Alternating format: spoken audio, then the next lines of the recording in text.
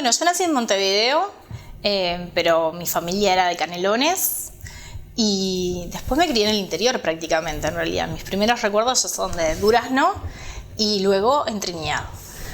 Nací por allá por septiembre del 84. ¿Qué día? 26 de septiembre. Bien, Sí, nacés en Montevideo, inmediatamente te vas para Durazno. No, estuvimos 2 años en Canelones, que era donde mis padres vivían. ¿Qué zona de Canelones? Bueno, lo que sería Paso Carrasco ahora. Allí vivieron mis padres, de hecho trabajaban, se conocieron por allí cuando eran jóvenes. ¿Qué hacían tus padres? Mi papá trabajaba en una fábrica de pintura y mamá también trabajó un tiempo, se conocían de... O sea, eran operarios. Exacto. Papá creo que llegó a ser encargado de producción, estuvo un tiempo, una persona con mucha afinidad a lo que es química y eso le gustaba mucho. Y después estuvo un tiempo más y ya... ¿Tenés algún recuerdo de ese Paso Carrasco con 2 años? Muy poco, algo de la casa en la que vivíamos. Volvimos varias veces después a saludar vecinos. Ambos tenían una relación muy linda de barrio, ¿no? Con los vecinos, amigos del barrio toda la vida, con los que salían a la playa, a hacer cenas, asado, en turismo se iban, esas cosas que antes eran muy común de darse con los vecinos. La vida de barrio, la vida de comunidad, digamos. Totalmente. Y eso sí, me acuerdo de volver a saludar, por ejemplo, o después a hablar por teléfono, hasta el día de hoy. O sea, mi padre mantiene amistad con gente de toda la vida, amigo de ese barrio. ¿Hija única, Laura? Sí, hija única y mis 2 padres también, hijos únicos. ¿Mirá? Súper aburrida las navidades, sin primos, sin nada. Sí, te iba a decir eso, ¿cómo? Hay algunos que te dicen que está bueno y hay otros que te dicen que no está tan bueno. Como todo tiene pros y contras, ¿no? ¿Cuáles son los pros? A ver. Y yo qué sé, los pros es que tenés una familia pequeña pero que es unida. Yo veo familias súper grandes que capaz que no tienen esa unidad porque son muchos. Entonces sí, siempre unidos, mi abuela, papá, mamá, siempre ¿Y los juntos. contras? Y los contras, el aprender a compartir tiempo. Bueno, yo, por ejemplo, egoísta con las cosas materiales nunca fui, pero capaz que el entender que el tiempo, el llamado de atención, todas esas cosas, el hijo único, nada, medio que se cree el centro del universo hasta que la vida le demuestra lo contrario, ¿no? ¿La escuela dónde la haces? ¿En Durazno ya? Sí, Durazno, fui jardinera a Durazno. ¿Dónde? Parte de escuela. No me acuerdo del jardín, creo que era un jardín de hermanas. ¿Ah, mirá? Sí, y sí recuerdo mi grupo de amigos de jardín, un grupito precioso de amigos, iban mucho a mi casa a jugar, teníamos un jardín enorme con muchos árboles frutales y eso, entonces me acuerdo de eso, de jugar mucho con mis amigos en casa, amigos del jardín, y bueno, y después ya me fui a Trinidad y arranqué segundo de escuela en Trinidad. ¿Y qué escuela? También el Colegio San José, que es un colegio religioso que hay. Toda mi vida hice colegio religioso hasta 4º de liceo, que ya ahí pasé a público, que era lo máximo que te permitía ir el colegio. ¿Fue bravo ese cambio? Más o menos, porque en Trinidad todo el mundo se conoce, entonces por más que cambiabas, seguías con gran parte, seguían contigo, si elegían lo mismo para estudiar. ¿Y las hermanas eran complicadas? Algunas sí, algunas eran bastante complicadas. ¿En lo disciplinario? No solo en lo disciplinario, tiene, por lo menos para mí, mucha injusticia había, ¿no? O sea, eso de lo que se prediga, de que sean todos iguales, eso no era cierto, había mucha diferencia. La que pagaba la cuota... Sí, entre los becarios y entre los... ¿En serio? Sí. ¿Era así? Que no los compañeros jamás. Y lo lindo de pueblo es eso, que vos tenés... Pero ¿se mudaron tus viejos para allá? Obviamente, vos te fuiste con tus viejos. Sí. ¿Y tus viejos qué hacían allá después? Mi papá trabajaba de taxista y tenía coche tercerizado para OCE. Ah, mirá. Trabajaba mucho. ¿Y tu mamá? Y mamá ama de casa siempre. Y sí, el colegio tenía eso, ¿Te hacían, pero en algún momento lo sentiste, esa discriminación? Sí, se sentía. Depende qué hermana, sin duda, depende de cómo todo. Pero a ver, contame una de las que discriminaba. Yo no me acuerdo. Tenía un sobrenombre que le habíamos puesto. Dale. No. Sí. ¿Te acordás los perros boxer que tienen esa cara como de enojados? Bueno, tenía esa tipo cara. boxer o pequinés, así. Sí. Pero ¿por qué hacía la diferencia? ¿O por qué la sentías la diferencia? No sé por qué la hacía, pero la hacía así entre niños que venían de familia de plata y niños que no. Y no era una cuestión de las familias, porque lo lindo que tenía el colegio es que tenías de las familias de más recursos de toda la ciudad, de menos, y la verdad que entre los niños no había diferencia. ¿Tú sos creyente? Hice todo, confirmación, etcétera. Soy creyente en fuerzas del universo que están por arriba de nosotros, pero no creo en un Dios tal y como lo inculca la iglesia. Eso sí, hace mucho me desprendí de esa idea. Pero sí como esa idea de Dios, yo lo considero más como una conciencia colectiva que hay por encima de lo que accedemos con la conciencia que tenemos y que tenemos mucho más. O sea, profesás los valores cristianos. No sé si tanto, creo que hay valores cristianos que son muy buenos. Y son básicos. Y son básicos, hay otros que no. Por ejemplo, para llegar a la felicidad o para que me den acceso al paraíso, el tener que sacrificar mi felicidad, porque en definitiva es eso no es algo con lo que comulgo. Y creo que es parte de lo que ha doblegado mucho el poder de las personas, mucho tiempo.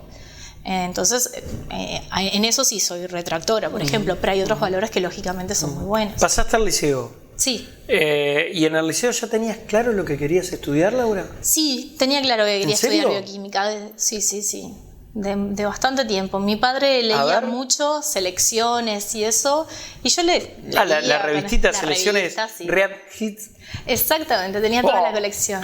Yo llegaba a leer. Miraba muchos documentales con él, y la parte de genética me llamaba la atención. O sea, yo había leído un par de artículos. ¿Desde qué edad? Era chica, tendría 12, un poco antes. De hecho, el colegio tenía una muy buena educación. Y tenía de cuarto a sexto de escuela, ya te preparaban para el liceo, en el sentido que vos tenías geografía, historia, idioma español. O sea, te lo daban tipo materia. Exactamente, eso. Exactamente. Habían hecho un piloto. Saquemos a la monja discriminadora de lado. ¿Qué maestra o qué profesor te inculcó o decís, caramba, me marcó? Tuve muchos buenos profesores, muchos buenos. Había una de geografía, no me acuerdo su nombre, pero encaraba las geografías desde el punto de vista de la sociedad. En aquel momento, China, que tenía dificultades económicas, por qué tendían a tener más hijos, pero entendiéndolo, la economía y la geografía desde las personas.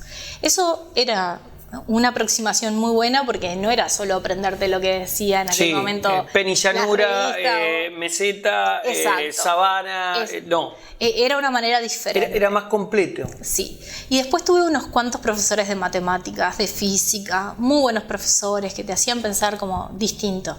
De hecho, yo estudié, me fui por el lado de las matemáticas, aunque sabía que iba a hacer bioquímica. Para entrar a bioquímica podía entrarlo por científico o por biología, y prefería hacerlo por científico para tener una mejor base de matemáticas. Y después biología es más leer, o sea, lo podés ir haciendo por tu cuenta. Matemáticas, hay conceptos, hay cosas que está bueno ir guiado por un profesor. ¿Terminaste el liceo en Durazno? En Flores, ahí ya vivía. ¿En Flores? Sí, terminé sexto y me vine a estudiar a la universidad. ¿Es difícil? Nuevamente, creo que no existe el difícil, sino tiene pros y contras, ¿no? Como todo. A ver. Contra, tenés un grado de dificultad distinto, en el sentido de que, por ejemplo, yo desde el primer año vivía sola, me organizaba o me desorganizaba mi casa, porque todo es un cambio. ¿Dónde te quedaste? Primero compartí apartamento con alguien de Trinidad que estaba estudiando medicina, y después... Es difícil eso, ¿no? Es difícil, sí, aparte mucho más grande, o sea, pero después encontré una casita que estaba para alquiler, un alquiler súper bajo. Se ve que la mujer no quería que nadie le entrara en la casa, ¿viste? Y estaba muy cerca de mi universidad, de Facultad de Ciencias, entonces podía ir caminando. Golazo, y yo adoré esa casa, estuve como 5 años ahí, ¿Qué te acordás de esa casa? Todo. Primero era la casa del pueblo, porque la verdad todo el mundo iba a estudiar a mi casa. Mi mejor amiga era de Pando, nos conocimos en la universidad, 2 mejores amigas en realidad. ¿Tus 2 mejores amigas son de acá? Son de la universidad, una de Pando, otra de Montevideo. Pero siempre estudiábamos en casa, se iban para allá, se quedaban allá, y de allá estábamos caminando, nos íbamos a la prueba, al examen desde casa. Pero mucha gente iba, Laura, tengo mañana examen, ¿podemos estudiar un par de horas en tu casa? Sí, dale.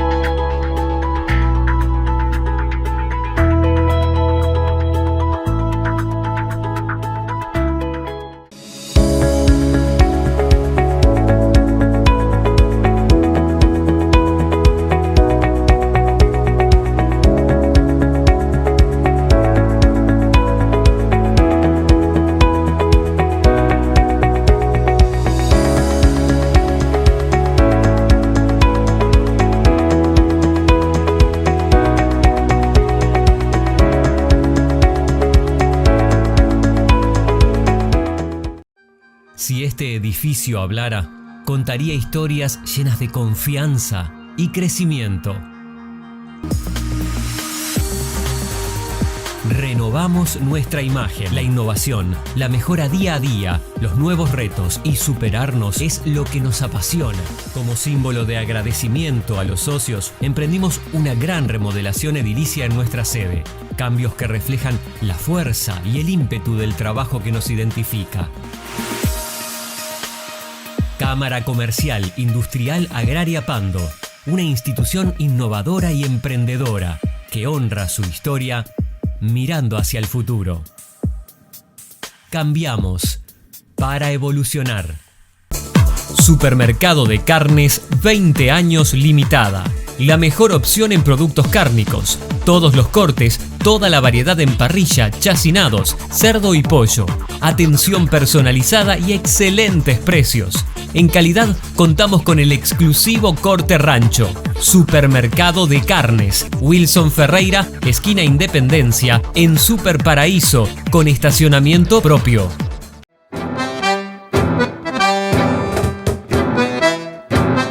La carrera me llevó unos cuantos años. Primero trabajaba en la facultad, trabajé en la cantina, en la fotocopiadora, yo conocía a todo el mundo. ¿En serio? Sí. ¿Y cómo es eso? ¿Que te postulás, vas y pedís? Sí, becarios para poder estudiar y trabajar. Y trabajaba también dentro de facultad en la parte académica, me había postulado a un laboratorio, estuve varios años trabajando en la parte académica ahí. O sea que trabajaste en la cantina de la facultad. Sí. ¿En la fotocopiadora de la facultad? ¿Dónde más? Bueno, y también un laboratorio ahí mismo. Uh-huh. Eso está bueno porque vas ensayando. Y conoces a todo el mundo. Yo pasaba 12 horas. Y es la química práctica, además, no tan teórica. Sí, sin duda. Y además, Facultad de Ciencia es un ámbito de gente espectacular, gente muy abierta, con ganas de compartir, ¿viste? Y vas a otras universidades, capaz que la gente es un poco distinta, pero acá ¿Ah, sí?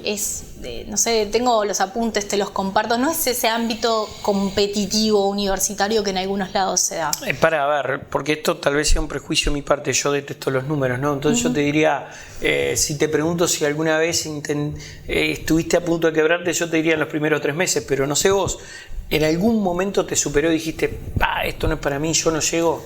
Yo estaba decidida a terminar. Sabía que me estaba tomando más tiempo de lo que en teoría me tendría que llevar. Yo hice 2 carreras juntas. Yo hice biología y bioquímica. Me recibí de biología y me falta terminar la tesis nomás de bioquímica que nunca la presenté. Y entre medio estuve enferma, o sea, pasaron un par de cosas. Trabajaba 8. Llegué a trabajar 12 horas por día en un call center porque te hacían recuperar horas. Entonces, siempre trabajé muchísimo a la par que iba estudiando. Pero además hay algo esto que preguntabas de la gente que viene del interior, ¿no? A mí armé mi grupo de amigos, mi entorno. Eso es súper importante para cualquier persona. De mi grupo de amigos del interior, mis amigas, ninguna vino a estudiar ciencias. De hecho, la gran mayoría no vino. Se quedó en Trinidad. Entonces, vos también tenés que reconstruir las dos cosas, ¿no? Tu rutina de estudio, etcétera, y además tus soportes sociales. Yo, en los primeros años, jugaba mucho a las cartas, pasaba vida extracurricular dentro de facultad, mucho tiempo. Intentando restablecer conexión social, no sé si digamos. intentando, pero a mí me redituó en eso. O sea, yo hice amistades, algunas hasta el día de hoy las mantengo, y después muchos conocidos que tengo excelente relación, voy a universidad. ¿Te sentías sola cuando llegaste?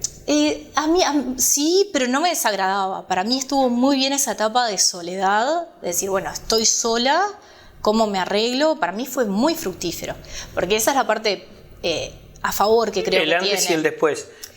O salgo adelante o me vuelvo. Y no quiero volver. No es lo mismo que vos estés estudiando en Montevideo, que vas a la universidad, volvés, tenés tu comida pronta, tu casa pronta, tenés la casa de tus padres, que sabes que no tenés que salir a trabajar para mantenerte, a tener que hacerlo. Entonces, al final del día son distintas situaciones, no hay una que sea mejor que otra, pero si vas avanzando en alguna de las situaciones, también vas ganando algunas habilidades que van quedando para vos. ¿Pensaste en algún momento dejarlo todo? No, la verdad que no. ¿Pero fueron momentos difíciles? Sí, ¿Hubo momentos difíciles? Sí, ¿Cuál fue el más difícil? Por supuesto, yo qué sé, hubo varios. Por ejemplo, que se me terminaba la beca en la cantina y no sabía el lunes que viene dónde iba a trabajar y tenía que pagar el alquiler para seguir estudiando. ¿Y? Y conseguí, pero siempre confié. Fue cuando conseguí otro trabajo de call center. ¿Dónde trabajaste? Además de la facultad, ¿dónde más trabajaste para pagarte la carrera? Trabajé en el call center. ¿Un call center de qué era? Ventas de servicio de SECOM. Yo, los primeros días que estaba ahí... ¡Qué grande, Laurita!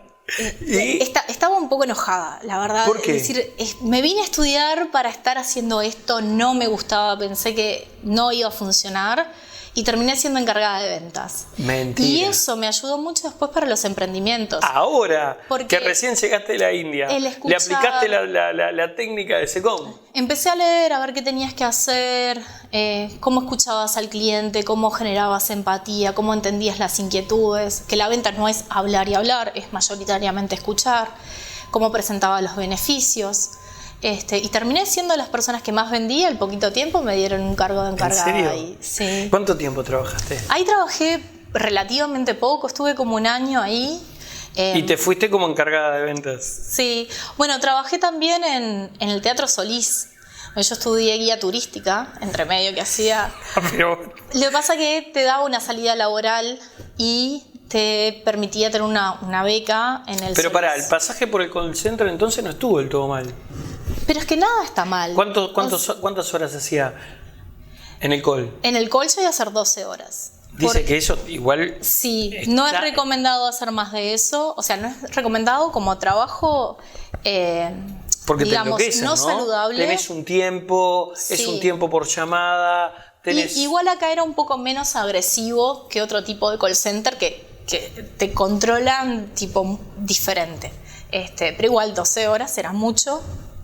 Yo como había entrado tarde, bueno, me hicieron recuperar horas de una licencia, entonces hacía 4 horas más por día a las 8 normales. Después trabajé en el Teatro Solís, mientras estudiaba guía turística. ¿Y qué hacías en el Teatro Solís? Visitas guiadas y participaba también en los eventos, pues, como ópera, etcétera. Acomodaba a la gente. Esa fue una beca mientras era estudiante de guía turística. Y también guía turística lo que me enseñó es cómo pararme físicamente a hablar a muchas personas. Es parte de lo que te enseña a ser guía turística. Que tenés que buscar el centro. Cómo llamas la atención, cómo haces que no se te disperse nadie del grupo. Todo eso, cómo generas empatía con el grupo, lo mantenés interesado. Y eso es muchas de las técnicas que a veces en presentación también usás. Entonces todo, para mí no existe eso de, no sé, como del mal trabajo, ¿no? Hasta el trabajo que era capaz más aburrido, tenías un entorno de gente que era muy bueno y generás contactos, etcétera. O sea, estuviste en el call center de SECOM, fuiste guía turístico en el Teatro Solís, ¿qué más? Bueno, trabajé en la fotocopiadora, en la cantina. Mi primer trabajo en realidad fue para la ficha técnica.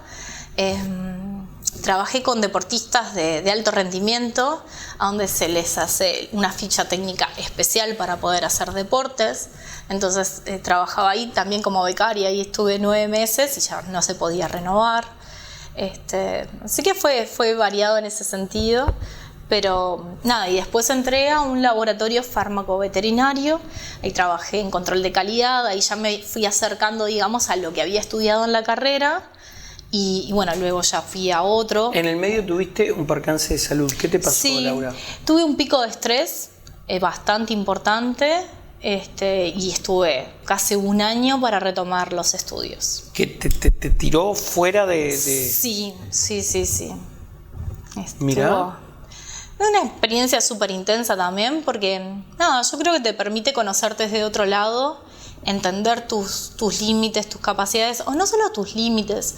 ¿Te saturó el trabajo, el estudio? No tanto el estudio, el trabajo, sí descansaba poco, pero era un momento de mi vida que no estaba siendo yo misma. O sea, ¿viste cuando te acostumbras a lo que la sociedad espera de vos y como que tomás ese rol en vez de decir, no, yo soy esta persona y hago esto? No, estaba mucho tiempo en ese rol, digamos, sin ser yo en mi esencia. Y eso me parece que en definitiva a todos es lo que nos va quebrando en el día a día. Eso de vida personal, profesional, no existe. Somos una persona en todas nuestras distintas facetas y tenemos que tratar de alinear que las distintas cosas que hagamos estén alineados con la persona que somos. ¿Te fuiste 1 año, volviste? Sí. ¿Terminaste bióloga? Terminé al año y poquito. ¿Cómo arranca esta historia del Parque Científico y Tecnológico de Pando, la incubadora de la empresa? Bueno, mientras tenía una unipersonal contratada en una empresa fármaco-veterinaria para hacer un desarrollo para ellos, y de repente pasaba 70 horas adentro de la fábrica, porque tenías que hacer seguimiento de cultivos. Entonces yo ahí tenía la camilla de enfermero, dormía ahí un rato, tenía vestuario, tenía obviamente ropa, baño para ducharme, cambiarme. Pasaba, digamos, 2 días, casi 3, porque tenías que ir haciendo seguimientos. No era un trabajo de repente intenso, pero cada 2 horas tú estabas haciendo crecer un cultivo y tenías que tomar muestra para evaluar algunas características de ese cultivo. Entonces implicaba muchas horas. O sea, veías de el desarrollo de ese experimento. Exacto. Tenías que monitorear en tiempo real ese experimento. Exactamente. Y a veces estabas 2 días haciendo eso. Sí, no, un poquito más. Hasta que terminaba de crecer el bichito, y ya ahí sí, cerraba así. Entonces, ya desde hacía un par de años antes, yo me había quedado con la idea de hacer un laboratorio que produciera insumos de control microbiológico prontos para usar. Y en ese Ahora, pero ahí necesitas capital. Exacto. En ese momento Ani había sido un llamado. Sí, tenés distintas maneras de iniciarlo, pero nada, no es como decir, empiezo un canal de YouTube que son vos y tus horas y vas probando cómo creas tu comunidad o lo que sea. Necesitas de no sé, por decir una tontería, un tubo de ensayo a... Necesitas infraestructura, no caes en otra cosa que no sea mínima infraestructura precisas. Y Ani había hecho el primer llamado para emprendimientos de base biotecnológica, que uno de los requisitos era tener una incubadora de empresas. Entonces ahí nos acercamos al Parque Científico y Tecnológico de Pando. Vivía en Pando, o sea, ya tenía varios motivos, digamos. Muchos de los clientes que imaginaba para la empresa se estaban mudando para esta zona de acá, para el cordón de la innovación. Se había dado un decreto en Montevideo que hacía que se tenían que retirar algunas de las empresas. Ruta 101. Exacto. Entonces, eso hacía también sentido de instalar el Parque Científico. ¿Cuándo llegas a Pando y por qué, Laura? Bueno, cuando estuve enferma estuve viviendo un tiempo en Pando, en la casa de mis padres, que ellos ya estaban ubicados acá. Después volví a Montevideo, terminé de estudiar y después me vine de nuevo para acá. Yo había estado trabajando también muy cerquita de acá, en un laboratorio fármaco veterinario ubicado por la 101, entonces me quedaba cerca.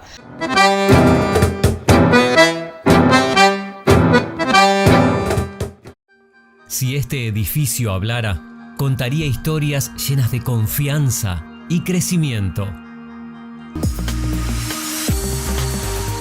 Renovamos nuestra imagen. La innovación, la mejora día a día, los nuevos retos y superarnos es lo que nos apasiona.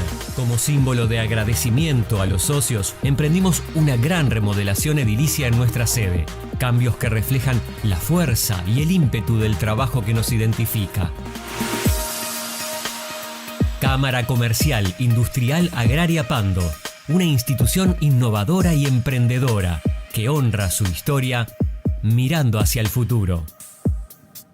Cambiamos para evolucionar. Supermercado de Carnes 20 años limitada. La mejor opción en productos cárnicos. Todos los cortes, toda la variedad en parrilla, chacinados, cerdo y pollo. Atención personalizada y excelentes precios. En calidad contamos con el exclusivo corte rancho. Supermercado de Carnes. Wilson Ferreira, esquina Independencia, en Super Paraíso, con estacionamiento propio.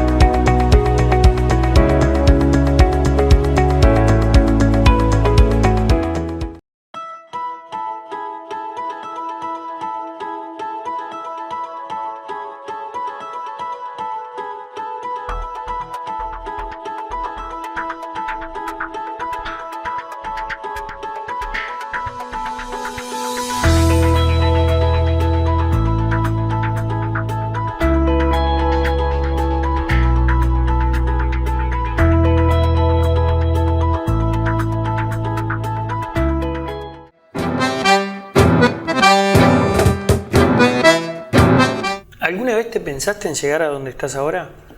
¿Desde que arrancaste en la incubadora? A ver, sí imaginé muchas cosas que fueron sucediendo después. Yo estoy lejos de lo que quiero crear, entonces para mí falta mucho más por hacer de lo que está hecho en ese sentido. Lo que voy pensando es hacia dónde vamos y qué hay que construir, qué hay que aprender, qué hay que hacer para llegar hasta ahí. Más que pensar qué es lo que está hecho. Hay veces que sí, que pienso, ¿cómo empezamos? Lo hablamos con mi socio, mi pareja, es decir, pensar que cuando arrancamos teníamos esto y esto, y ha ido creciendo de esta manera. ¿Cómo arrancaron? ¿Te acordás cómo arrancaron? Bueno, en infraestructura teníamos el laboratorio del parque absolutamente sin nada, porque era un espacio de laboratorio, pero capaz que tenías un par de probetas, nada más. Todo para hacer. ¿Y hoy cotizando en India? Hoy, bueno, es una spin-off, no es el mismo negocio, pero sí es spin-off de Aravan, y tenemos sí la posibilidad ya de empezar a vender. Pero yo qué sé, yo voy viendo los desafíos que hay, porque tampoco es algo. O sea, ¿te motiva más el desafío que la economía? Totalmente, porque es a donde aprendés. En lo que vos ya hiciste, esa historia ya la viviste, esa experiencia que ya adquiriste y ya te transformó. En el plano laboral, ¿qué es lo que hasta el momento te ha dado la mayor alegría? Hay muchas cosas, pero nuevamente yo no separo lo laboral para mí no hay un límite ahí. Yo diría, crear un negocio con mi pareja es de las cosas que más desafiantes es y a la vez más alegría me da. Es complicado trabajar con la pareja. Sin duda que es complejo, pero tiene eso de construir algo. ¿Tenés una hija, Laura? Sí. ¿Qué significa para vos? Creo que ese es el desafío más grande, ¿no? Como ser buena madre, entre comillas, que no sé si existe el buena o mala, ¿no? Pero tratar de enseñar a mi hija que sea una persona feliz con lo que es, con la persona que es y con lo que hace en todo momento, ¿no? Encontrarse a sí misma. Creo que ese es el desafío, cómo guías a otro para que se encuentre a sí mismo y sea feliz por sí mismo. ¿Qué querés para ella? Y es eso, aceptación, que se conozca, que se acepte y que sea feliz. No una vida feliz y perfecta, porque eso no existe. Me gusta pensar que también estoy creando a una persona que es fuerte. Y eso no es siempre estar contento, son cosas distintas. En lo laboral parece que no tuviera techo, pero seguramente estás pensando en un objetivo máximo. ¿Cuál sería? Como objetivo a largo plazo, sí. Y bueno, a mí me gustaría obtener el mayor valor económico y en impacto de Metabix como empresa, y luego dedicarme a poder volcar a construir mejores políticas para el ecosistema emprendedor en Latinoamérica. Eso a ver, ¿cómo es eso? ¿Ayudar a los que recién arrancan? Sí, pero, ¿a los emergentes? Sí, pero no solo por un tema, no sé si ayudar, sino colaborar en el diseño de políticas en general, ¿no? Es un poco más... ¿Qué sucede? Las startups son grandes transformadoras económicas de la sociedad. Las startups, para explicarle a todo el mundo, son las empresas emergentes. Exacto, de gran crecimiento. Porque una empresa, hoy en día hay mucha confusión con lo que se define como startup, pero una empresa que es un autoempleo en realidad, donde vos armás un emprendimiento para vos pagarte un sueldo a fin de mes, eso no es una startup. Eso es un emprendimiento. Pero no es un negocio que va a crecer dinámicamente y rápidamente, que vaya a generar un valor o puestos de trabajo. Esa es la diferencia. Entonces, las startups como tal, para mí son una unidad de creación de valor muy dinámicas y que pueden impactar de gran manera en un país. Estamos hablando de 50 empresas, por ejemplo, un proyecto a 50 empresas que tengan una evaluación de $100 millones en un ecosistema adecuado, significaría casi el 10% del PBI del país. Con 100 empresas, ¿no? En un entorno adecuado, con ecosistema adecuado, eso en Uruguay se puede lograr. O sea, lo que Estoy se necesita, convencida. la logística, la presión fiscal, conocimiento, lo tributario. no tanto, no va por la presión fiscal, ¿eh? No. Ecosistema significa tener un entorno donde esas personas, ese talento se pueda radicar, pueda vivir, pueda trabajar, pueda tener acceso a capital, fondos de inversión, aceleración. Entonces necesitas un entorno donde haya incubadoras, aceleradoras, fondos de inversión. Ni siquiera estoy hablando de reducción de impuestos, para nada estoy hablando de eso. Ahora, Laura, para alguien que conoce del asunto, ¿tuviste miedo con la pandemia? No, bueno, los primeros... Debo decir que nosotros ya tomábamos medidas antes que se implementaran en general. Porque China en Navidad estaba parado a fin de año. Y un país como China, si está en cuarentena, es porque algo se viene. ¿En serio me estás hablando? Sí. Ya a fin de año en China ya había novedades de que ¿Y esto a ustedes les llegó por el trabajo que hacen ustedes? No, por redes sociales.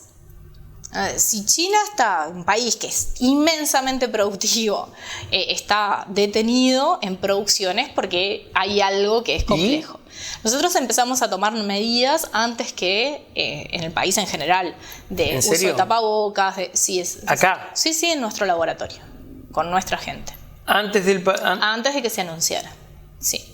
De hecho, yo tenía un cliente que estaba en China mientras pasaba eso, eligiendo unas fábricas para producir en República Dominicana, y me decía que estaba todo complejo, o sea, que se escuchaban rumores de que algo estaba pasando.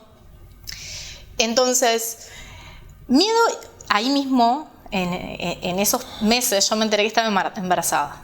Entonces ahí sí tenía miedo, pero tenía miedo ya de por sí por ser madre, porque es un miedo enorme de cómo lo vas a hacer, ¿no? O sea, eso sin duda. Y sí, decís, pucha, qué mundo de incertidumbre, ¿no? Porque había un momento que ponías las noticias y no sabías si terminaba todo mañana o qué iba a pasar. Entonces sí, miedo creo dentro de lo normal hubo. Pero después fue reaccionar. O sea, eso quizás duró un poquito y después fue, bueno, ¿qué es lo que podemos hacer? Y nos enfocamos tanto en hacer cosas que se necesitaban. ¿Qué surgió? Que el miedo se transformó en hacer. Primero, ahí es cuando diluís el miedo, ¿no? Cuando claro, y pasás de la inacción que te da el miedo a la acción que es hacer algo. Totalmente. Y ahí ustedes empezaron a crear, detectaron Bueno, ya venían trabajando, ¿no? Sí. Con esa detección. Sí, pero bueno, desarrollamos toda la tecnología para el dispositivo de monitoreo de aire, impresión 3D. Estábamos full producción. O sea, porque una de las cosas que pasaba es que no había abastecimiento nacional, éramos el único que producíamos medio de transporte viral, hisopos en 3D. Teníamos que de repente contratar gente casi que de un día para otro porque se necesitaba aumentar los turnos en el medio de un contexto de pandemia. Todo complejo en ese sentido, ¿no? Pero bueno. Vamos a hablar de lo personal, Laura. Muchos años dedicados a estudio, muchas horas dedicadas al trabajo. Hoy estás bien. ¿Qué sentís que te perdiste que aún tenés tiempo de recuperar? Yo no siento que haya perdido nada. Si hubo decisiones, trabajé en algunos momentos los 7 días de la semana. Pero feliz de la vida, no cambiaría eso. Porque creo que de eso se trata. Uno no es omnipotente, es omnipresente. Uno tiene que elegir qué es lo que hace con el tiempo que tiene. Y ¿qué elegiste vos? Yo elegí lo que estoy haciendo. Construir lo que estoy construyendo. Mi familia, pocos amigos, pocas personas con las que me rodeo, por elección, con las que tengo un vínculo sincero. O sea, yo soy la que soy, con lo bueno y lo malo que tiene, no oculto ni disimulo nada, no pierdo energía en eso. Y nada, seleccionando muy bien con quién comparto tiempo. Que capaz que cuando era joven era muy diferente mi manera de pensar respecto a eso. Pero es muy importante eso. ¿Hoy sentís que estás en el camino correcto? Yo sí, hace mucho siento... nuevamente, yo no sé si hay correcto o no hay correcto. Yo no imagino es lo que vos otro... querés. Y es más de lo que se quiere. Para mí el querer es como un deseo, una aspiración. Y a veces hay que saber diferenciar qué es un deseo de qué es lo que vos descubrís que vos tenés que hacer. Porque ese que yo te hablo con propósito, de lo que yo descubrí que yo tengo que hacer, implica responsabilidad también. No es solo un deseo. Cuando uno descubre para qué está hecho, no te queda otra que hacerlo. Porque si no lo estás haciendo, tampoco estás colaborando con la sociedad. Porque ese es tu propósito. ¿Para qué está hecha, Laura? Y yo estoy hecha para esto, para crear entornos como los que estoy haciendo, ponerle un emprendimiento, más adelante serán políticas que favorezcan o desarrollen determinada cosa. Pero yo las habilidades que he ido aprendiendo, el conocimiento que he ido adquiriendo, el networking que he ido haciendo, estoy encaminándome hacia eso. ¿Sos consciente que a veces salvas vidas? Más allá de salvar la economía de una empresa X, porque le detectaste tal virus o tal bacteria. En el COVID salvaban vidas, si detectaban el COVID en el aire. Totalmente a nosotros, o mucho más cercano, o sea, lo hizo la gente que trabajaba en Araván, o sea, no nosotros nomás como dueños de la empresa. La gente que trabajaba, que venía 3 turnos por día a producir medio transporte viral, porque si no, no había para detectarse, por supuesto que colaboraron a salvar vidas. Y capaz que no somos conscientes, pero nuevamente creo que muchas veces no somos conscientes de todas nuestras decisiones. Nosotros impactamos negativo o positivamente de distinta forma, y cuando lo vamos haciendo un poquito más conscientes, cuando podemos tomar más decisión de hacia dónde inclinar la balanza, ¿no?